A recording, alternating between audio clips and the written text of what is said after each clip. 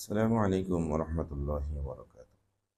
মুসলিম শরীফের 29 নম্বর এবং তিরমিজি শরীফের 2638 নম্বর হাদিসের মধ্যে আসছে, عن عبادة بن الصامت رضي الله تعالى عنه قال: سمعت رسول الله صلى الله عليه وسلم يقول: من شهد أن لا إله إلا الله وأن محمد رسول الله حرم الله عليه النار।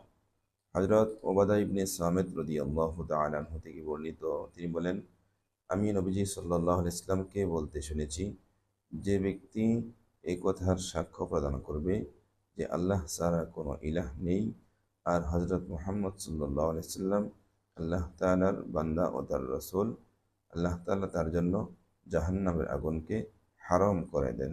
সুবহানাল্লাহ।